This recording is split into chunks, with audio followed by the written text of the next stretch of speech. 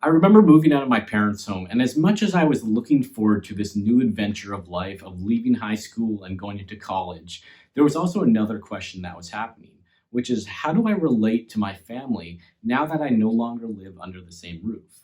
As you know, we've been working through our devotionals on relationships, and this one is relationships and family when we no longer live under the same roof. And I know this is a very broad category.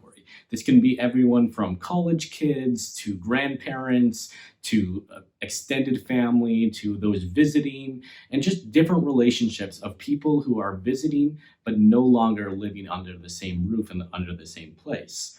And the best way to begin understanding this is realizing that we are all coming from a place of the image of God. That means each one of us is uniquely made and made in God's image, and that gives us value. Not the merits or the achievements, but the image of God as He has imparted that on us.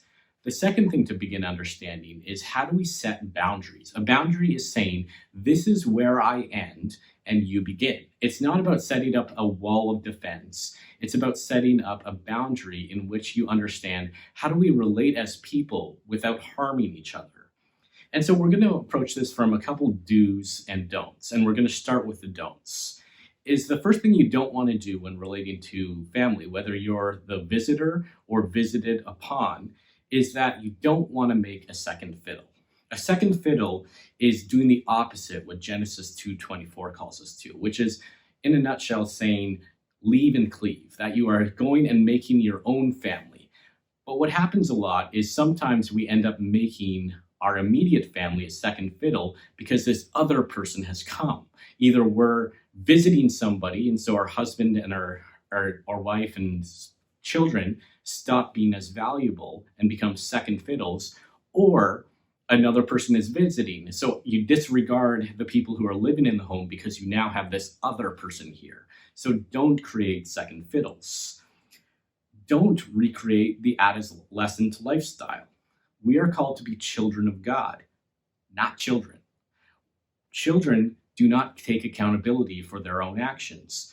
Children don't have financial independence. Children are dependent. We are not called to recreate our dependency. We are called to be adults. And so don't recreate childhood. Don't get drawn into conflict triangles. In a nutshell, don't say to a third person what you would never say to a first person. Or when you're visiting a home, doesn't make you the new counselor. You should not be drawn into somebody else's conflict just because you are visiting or visited upon. On the other side, we want to also look at some do's. And so a do is do recognize the age of accountability. This means that when we move out, we are becoming accountable for ourselves. We are responsible for ourselves. Our job as a believer is not to please a parent or to make a child happy. Our job is to please God. To please God means that we are working to become fully grown people and making adult decisions. Family should have input. Family should have input on different areas of life. But that's input. That's not decision making. We are called to be people and adults who make decisions. And so some examples of how this could show up is that you become dependent on your family for money, extended or otherwise.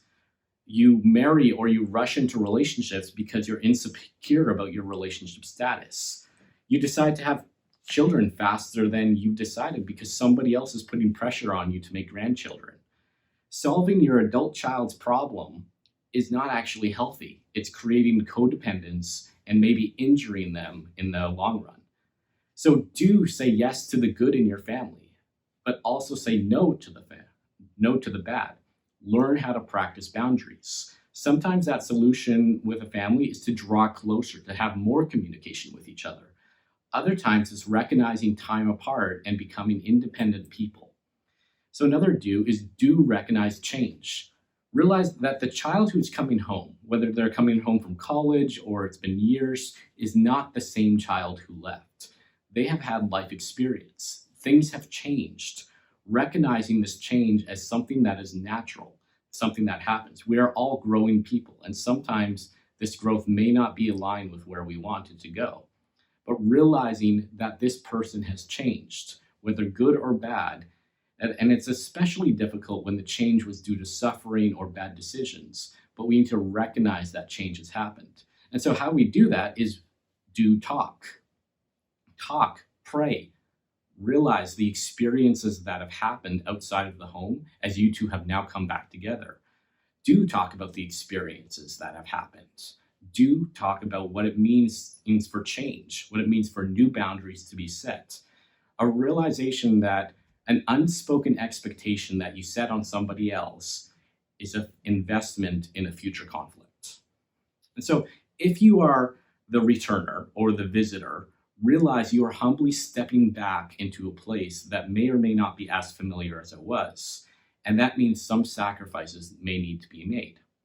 If you're the host and people are visiting you, realize that rules in the past may not apply in the same way they apply now.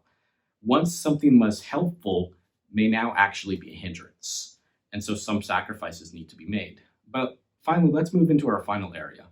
What about those who are no longer with us, whether from death or mentally incapable, especially if your relationship with that family member was dysfunctional? It really comes down to one word. And that one word is something you could spend your entire life trying to unravel, and you'd still not understand anything about that. And that one word is forgiveness. To forgive somebody means you are letting them off the hook. You are canceling a debt. As Jesus forgave you, is how you are called to forgive. And we have a lot of relationships out there, and some of them might have been very dysfunctional and destructive. And maybe you want an apology, you want reconciliation, you want them to say they're sorry, or perhaps you're just looking for somewhere to venture anger or be vengeful. But the challenge is that may be impossible. So forgiveness becomes your only option. By learning to forgive somebody who is unable, unwilling, or may not be able to reconcile with you, it moves the target. It moves the target away from the person, and it's actually you who are let off the hook. It keeps us from being tied to this other person, whether they're living or dead. And when we refuse to forgive those people, it's like tying them as a giant boulder to yourself. And everywhere you go, you're just lugging this boulder around. Forgiveness says, let that boulder go. And so relationships are complicated. Nobody can deny that. But I mentioned a few practices of it as of do's and don'ts, but there's literally huge books on this. By learning to value the person first, though, and setting good boundaries, we begin to build God-honoring relationships and pleasing places where our other, as they leave the home or return to home, can be honored.